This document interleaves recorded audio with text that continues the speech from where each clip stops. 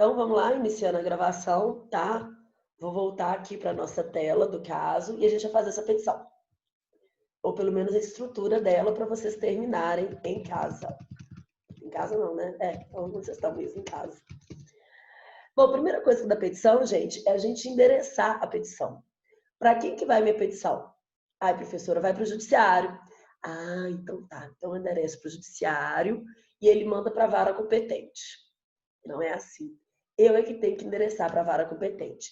E aí, se a gente pegar o artigo 319 do CPC, que isso aqui é muito sério, gente. Vocês ficam perguntando assim, professor, onde é que eu acho um bom modelo de petição? Na internet, cara, na internet você acha coisas ótimas e coisas péssimas. Infelizmente é terra de ninguém. Vocês acham mais coisa péssima do que coisa ótima, né? Então não é uma boa ideia, tá? O melhor lugar para vocês encontrarem o modelo de petição é no artigo 319 do CPC, que fala tudo que a petição tem que ter. E aí ele vem e fala assim, é o caput dele.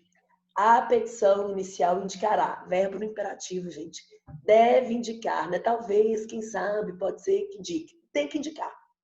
Inciso 1, ao juízo a que é dirigida, tá? Antigamente falava assim, ao juiz a que é dirigida.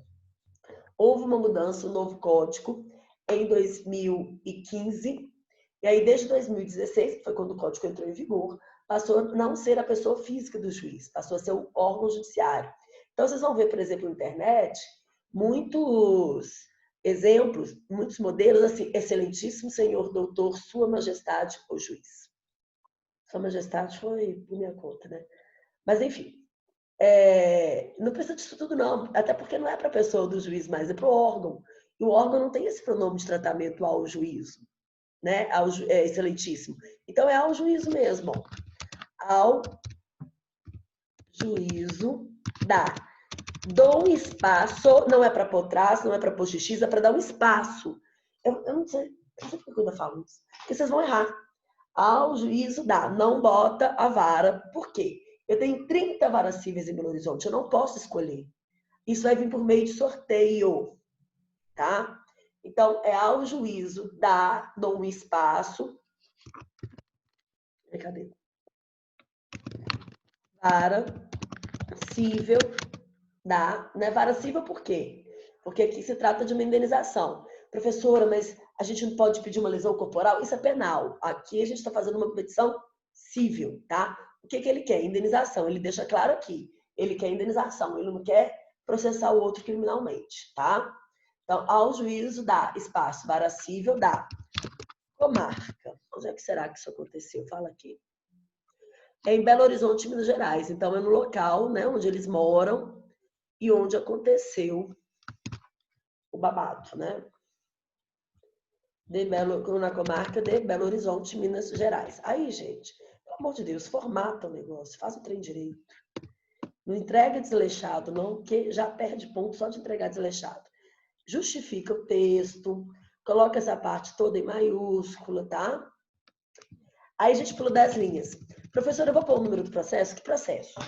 Isso daqui é o documento que vai iniciar o processo. Então, o processo não existe, a gente não sabe em que vara que ele está e nem qual é o número dele, tá? Então, você não bota o número do processo por enquanto. Aí a gente vem aqui e vai para o inciso 2 do 319, que fala o seguinte, o inciso 2, que é a qualificação das partes, do autor e do réu, tá? A gente tem que falar o nome e o prenome, estado civil, se tiver união estável, a gente fala que tem, profissão, CPF, e-mail e endereço completo, tanto do autor quanto do réu. Aí vamos por partes. Nome e prenome. É nome completo, gente. É o código dessa palhaçada, nome e prenome. O nome é o sobrenome, o prenome é o primeiro nome. Isso disso, é nome completo, tá? Bom, quem que é a parte? Quem que é o autor nesse processo aqui? Muita gente deve estar falando, é o João da Silva. Vem cá. Gente, Vou me dar aqui, já pus. Desliga o mute aí, gente, senão todo mundo escuta, tá? Deixa eu dar uma desligadinha aqui no mute de todo mundo. Desliga o áudio de todo mundo, põe no mute, né?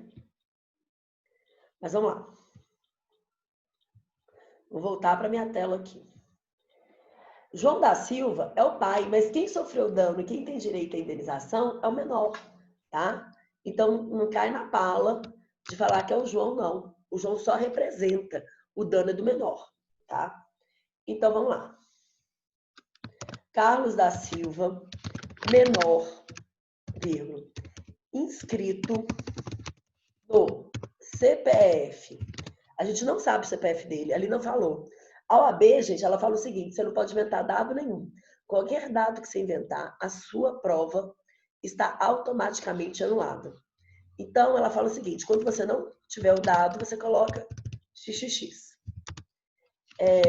Neste ato, representado por seu pai, aí sim a gente vai pôr o nome do João da Silva e vamos qualificar o João, tá?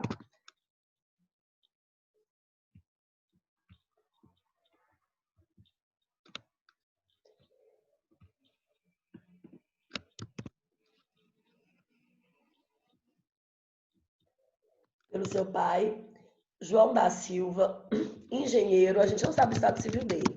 Ah, mas se ele tem filho, ele é casado. Não necessariamente, né, gente? Então, João da Silva, XXX, estado civil XXX, inscrito no CPF XXX, com endereço eletrônico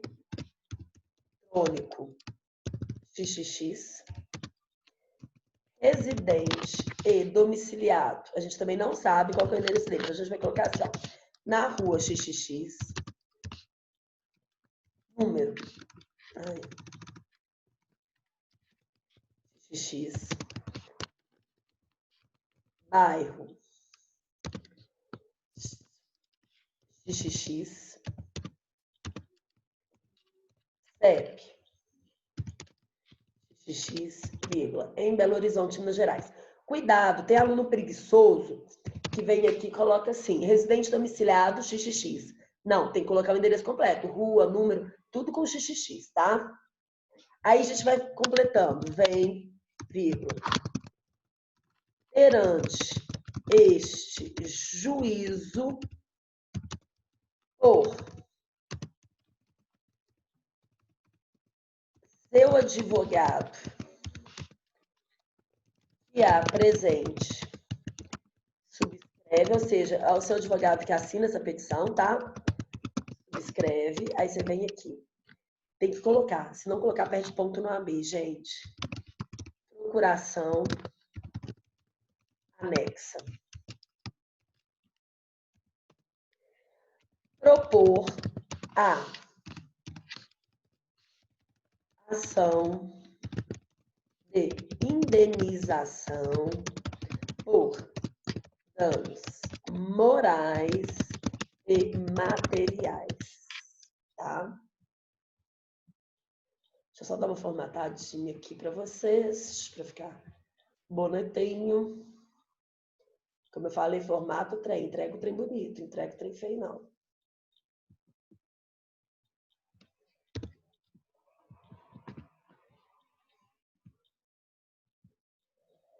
Em face, professora, não é contra, não? Não, gente, contra é feio, contra é bélico. Contra parece aquela teoria da situação jurídica com o Goldschmidt, tá? Então a gente põe em face, que é menos bélico e é mais elegante, tá? Em face de Lauro de Oliveira.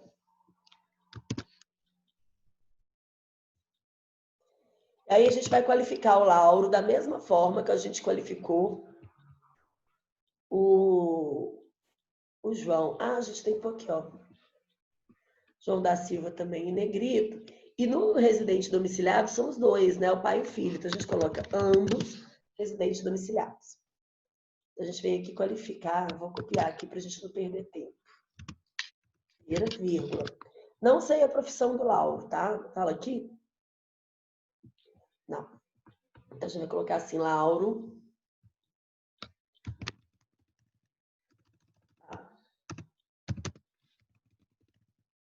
Profissão XXX, vírgula. Estado civil XXX. Aí tudo aqui pode ser igual, tá?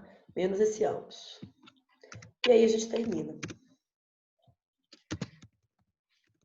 Pelos seguintes fatos e fundamentos jurídicos. Gente, só um minutinho antes de eu continuar aqui. Esse daqui é o preâmbulo, tá? Vocês podem fazer desse jeito no trabalho de vocês. Tem que ter todas essas informações que tem aqui. Professora, tudo bem, e se eu não tiver todos os dados? Meu amor, do autor você tem que ter todos os dados. Porque se você não tiver, você pode pegar esse autor e mandá-lo para o hospício, porque ele não sabe os dados dele, né?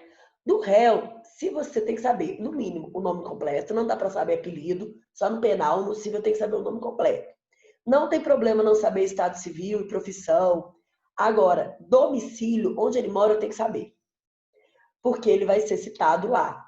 Então, o que a gente faz? A gente não sabe. A gente pede para o juiz oficiar, Receita Federal, Banco Central, Detran, TRE, Vivo, TIM, Oi, Claro, para que informem o último endereço dele, tá?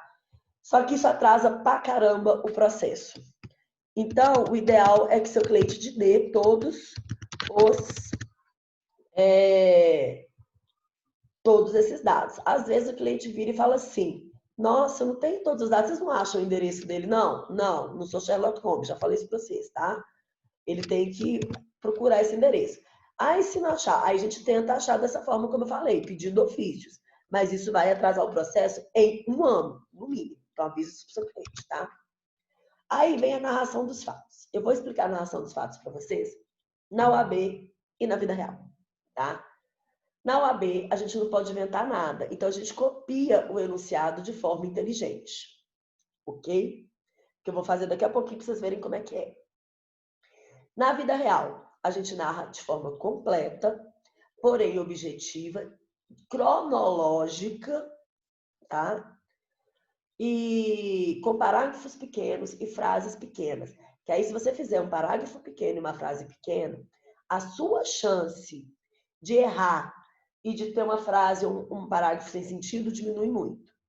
Outra coisa, cuidado com a palavra onde. Onde é advérbio de lugar. Vocês usam onde para tudo, achando que isso é português culto. Isso é horrível, tá? Sempre que usar o onde, volta para ver se está falando de lugar também. Porque se ele puder falar, trocá-lo por quando, em que, no qual, é porque o onde não deveria ser usado ali. Outra coisa, eu narro o que aconteceu com certeza que aconteceu. Eu não falo fulano informa, conforme fala, conforme alega. Eu tenho que dar certeza para o juiz que aquilo aconteceu. Você não vai acreditar em mim, tá? Olha como é que eu vou fazer aqui. Tá vendo aqui, ó? O pai procurou narrando. Já tira essa parte. Já vem aqui, ó. No dia 10 de fevereiro de 2007,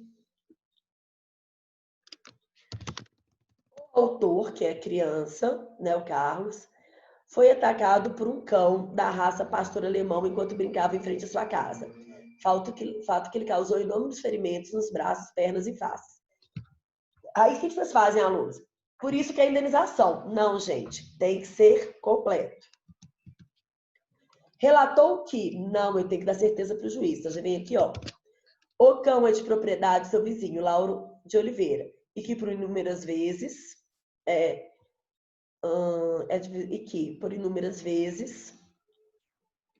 já havia sido despreendido da coleira, tendo sido capturado às pressas, causando pânico e indignação na vizinhança. Outro parágrafo, parágrafos pequenos. Procurado pelo pai do menor, né, ou pelo pai do autor, do requerido, do requerente, do requerente, Lauro se defendeu, o réu, vamos colocar o réu, e aqui requerente, vamos colocar um rezinho aqui, se defendeu sob a alegação que não tinha culpa do ocorrido, pois mantinha o animal devidamente amarrado, empregando os cuidados devidos, atribuindo a ira do cão ao fato de Carlos ter adentrado em seu domicílio e provocado o animal, arremessando-lhe uma bola de futebol.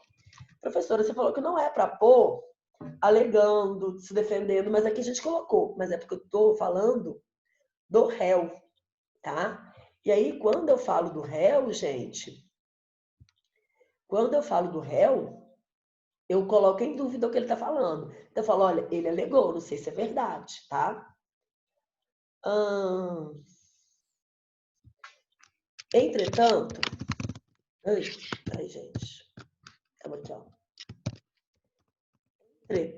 Entretanto, vírgula.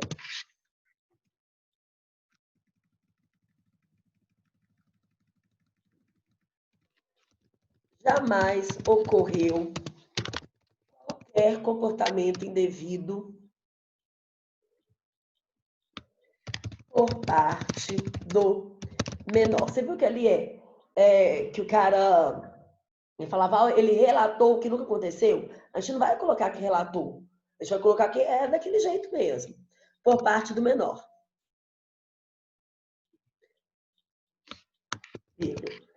Que se encontra hospitalizado precisará de longo e custoso tratamento, inclusive de ordem psicológica.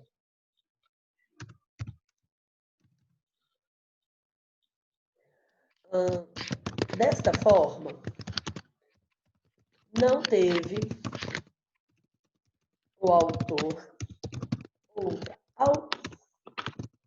alternativa senão ajuizar a presente ação, tá?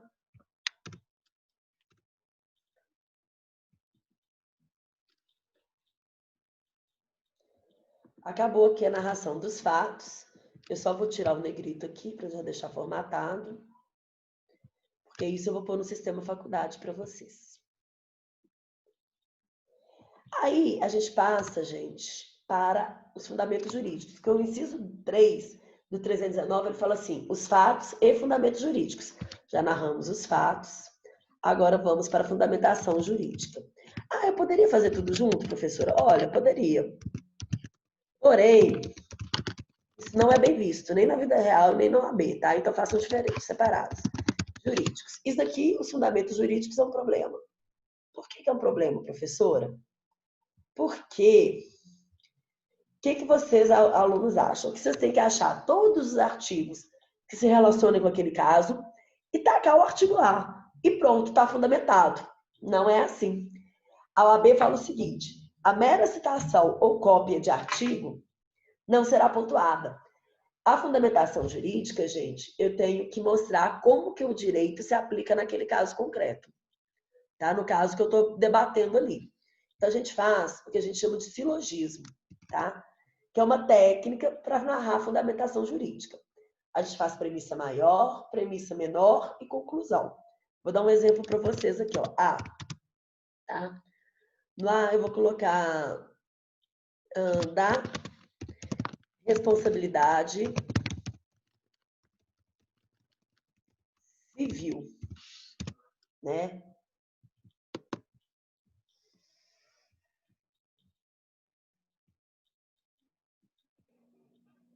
Aí a gente põe aqui, ó.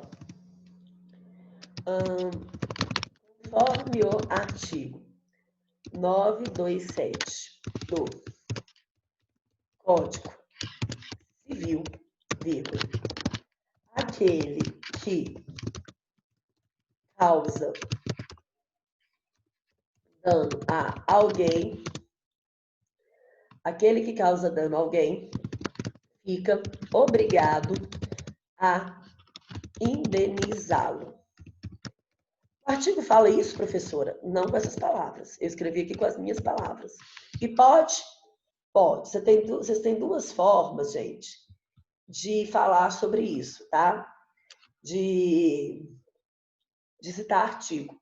Uma é a paráfrase com as suas próprias palavras, outra é copiando o artigo. Se for copiar o artigo, não chega e bota o artigo, não. Coloca assim, conforme o artigo 927 do Código Civil, 2 pontos, aí você bota o artigo, tá? Tudo isso perde ponto, tá? Se chegar e colocar o artigo sem pôr uma frase introdutória, já perde ponto. Essa é a premissa maior. O que o ordenamento jurídico fala? Que aquele que causa dano a alguém fica obrigado a indenizar. Agora eu vou mostrar o caso concreto, que é a premissa menor, tá? No caso, em tela, o animal de propriedade do requerido causou graves danos ao requerente, seja no que tange a danos materiais, seja no que tange aos morais, ao atacá-lo.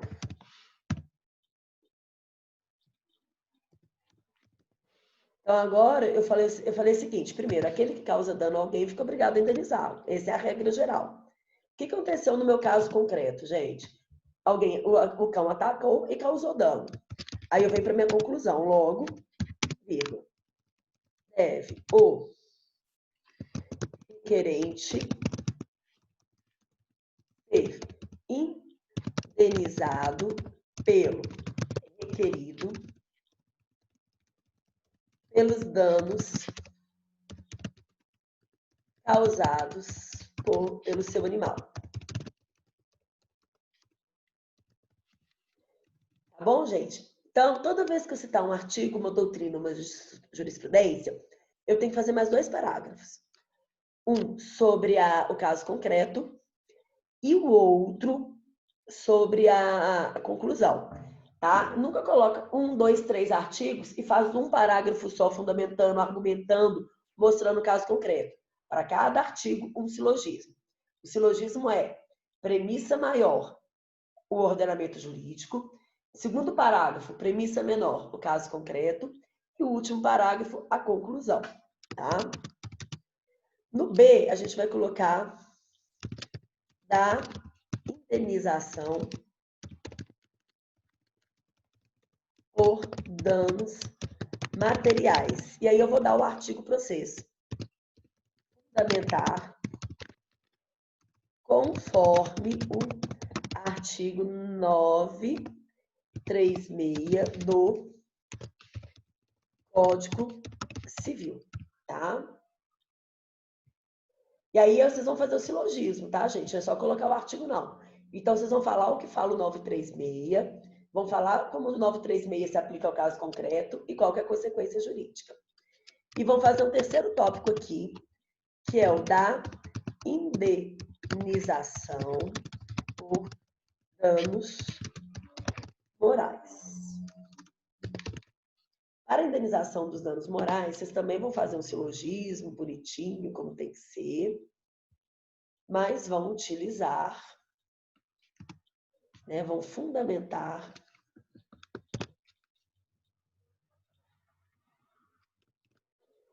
conforme o artigo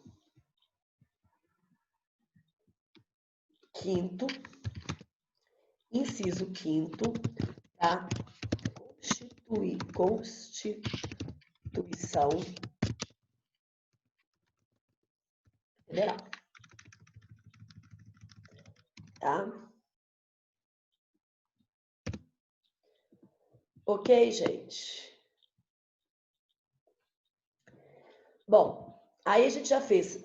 São 7 incisos que me falam o que tem que ter na minha petição inicial. A gente já trabalhou 3.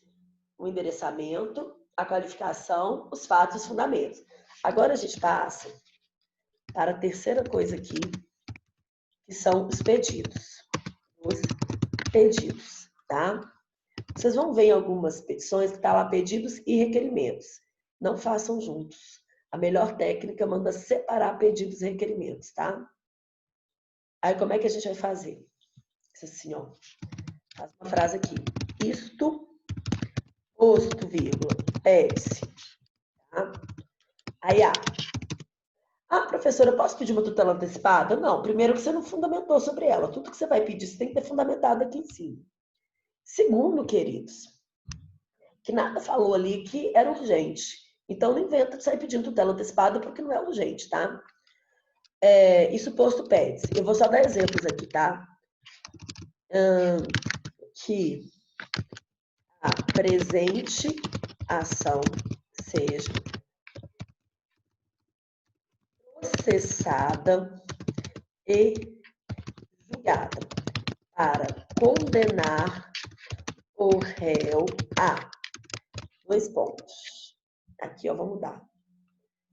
Aqui vai ser 1, porque aqui vai ser A.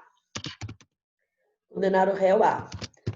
Pagar indenização por danos materiais ao requerente em valor a ser futuramente arbitrado. Isso aqui não é o correto, gente. O correto é a gente falar o código, o artigo 4 que fala do inciso 4 do 319, que fala do pedido, ele fala assim, o pedido com as suas especificações. Porém, o que acontece? Ele dá casos em que o pedido pode ser genérico, tá? Neste caso, eu não tenho ainda o valor total do dano, né? Porque o menino ainda está em tratamento. Então, nesse caso, pode ser genérico, tá? E se eu tivesse o valor todo? Aí você tinha que colocar. Igualzinho a gente vai colocar aqui, ó. Os danos morais, que os danos morais eu já sei, né? Pagar a indenização por danos morais ao requerente no valor de... Professor, eu tenho que falar o valor, não é o juiz que fala qual que é o valor, não? Não. Você tem que saber o que você quer. Se você não falar o que você quer, o juiz nem pode te dar. Ele vai estar contra o princípio da imparcialidade, tá? E, por fim, um último pedido é... 2 aqui, ó. Por fim,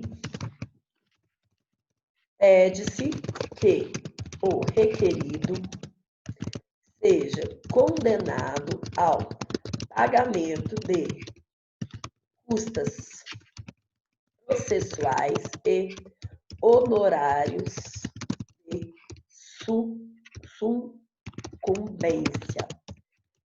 no importe de... Toda vez que você tem uma petição, você pede isso, tá? De 20%. Cadê o meu porcento aqui? Ah, tá ali. 20%. 20% do valor da causa. As custas é o valor que o judiciário cobra. E o valor dos honorários é o que a outra parte tem que pagar para o advogado se ela perder. Aí a gente vem para o quarto aqui, para os requerimentos. Temos 2 requerimentos aqui. Eu vi que tem pergunta no chat, tá, gente? Daqui a pouquinho eu vou abrir lá para as perguntas. Requerimento. Posto, vírgula, requer, 2 pontos. A citação do réu, né? Que seja o réu citado para comparecer à audiência de conciliação e mediação a ser arbitrada por este juízo, tá? E o B é o seguinte, como o menino trata-se de menor, o Ministério Público tem que acompanhar o feito. Ele não é parte do processo, mas a gente tem que acompanhar o feito. Então, é que seja intimado o representante do Ministério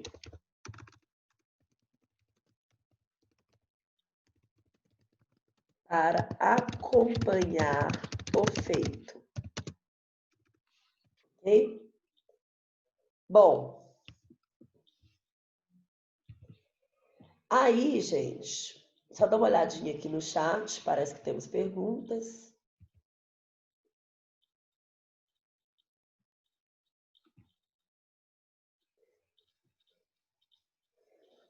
Foi o Mário, né, que perguntou se pode usar jurisprudência em petição inicial. Pode, Mário, mas não coloca muita, tá? Não sai tacando um monte de jurisprudência, não exagera. Coloca uma ou outra jurisprudência só, tá? E sempre argumenta como que aquela jurisprudência vai servir para aquele caso concreto, tá? Gente, a Lília também levantou a mão. Você quer fazer pergunta, Lília? Ah, não, era só para testar o que acontecia quando eu levantava a mão. Tá bom. Mas aqui, Michelle, eu tô com algumas dúvidas ainda. Você quer esclarecer todas as dúvidas no final ou pode ir te perguntando? Pode ir perguntando. Então, você tá fazendo, né, como se fosse um modelo. Isso. E aí, na parte da gente colocar os dados, a gente vai inventar os dados? Porque o Não, caso você é o mesmo, chegou né? depois, Lília? Uai, não sei. Porque eu falei que é o seguinte, não pode inventar dado, é para pôr desse jeito mesmo. Na UAB, você não pode inventar Ah, dado de tá, jeito nenhum. entendi. Não, eu tava na hora que você falou, só que eu Não ligou o nome à pessoa. entendi na OAB, entendeu? Eu achei que era na OAB que Não, você a tava gente vai falando, porque fazer aqui nesse caso, treinando para OAB, tá?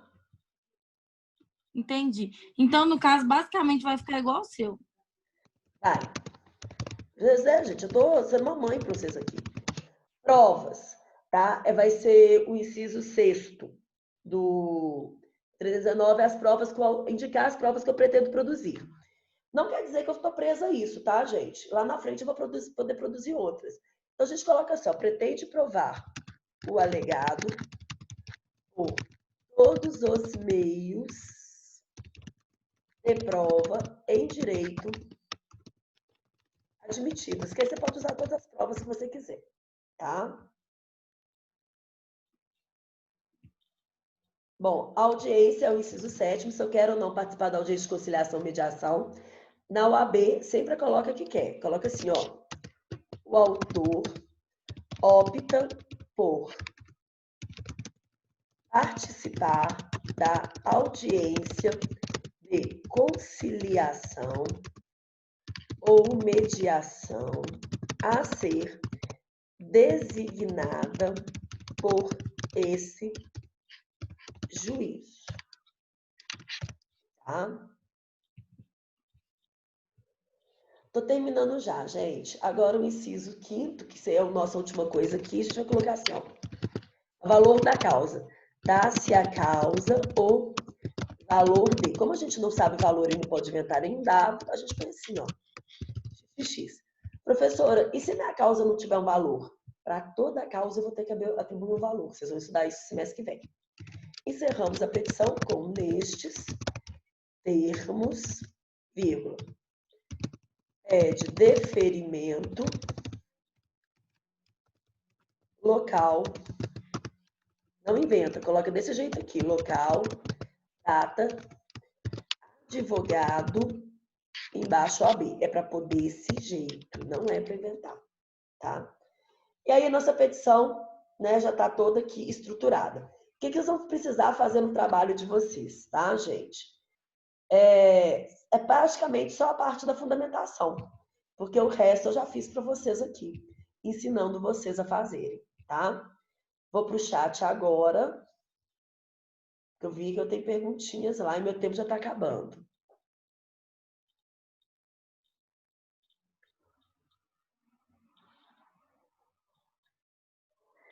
Pode, Marco. Você pode, o Mário está perguntando se ele sempre tem que falar que ele quer fazer audiência ou se ele pode ser como coach meet e querer briga. Mário, na OAB não. Na OAB você sempre fala que você quer, tá? Na OAB você finge que você é um bom menino. Na vida real, você pode não querer audiência, tá? Aí é só você colocar que você opta por não querer. Mas se o réu quiser, ela vai acontecer. Para não acontecer, os dois têm que falar que não querem, tá? Gente, mais alguma dúvida? Essa aula foi muito rápida para o quanto é importante essa aula de petição inicial. Eu tinha preparado até uma outra aula, já para quinta-feira. Mas eu quero voltar em petição inicial na próxima quinta-feira. Eu quero mostrar para vocês como é que vocês vão citar jurisprudência, como é que vocês vão citar doutrina, como é que vocês vão procurar jurisprudência, como é que vocês vão citar artigo. E quero falar mais um pouquinho e tirar todas as dúvidas que vocês tiverem, tá? Tenta fazer a petição, gente, até a quinta-feira, ou pelo menos começar, para vocês já saberem as dúvidas que vocês vão ter e eu poder tirar dúvidas de vocês. Esse modelinho, amanhã, eu vou colocar no sistema faculdade para vocês, tá? Meu tempo aqui está super acabando. Tem mais dúvidas ou posso encerrar? Qualquer coisa pode perguntar lá no WhatsApp.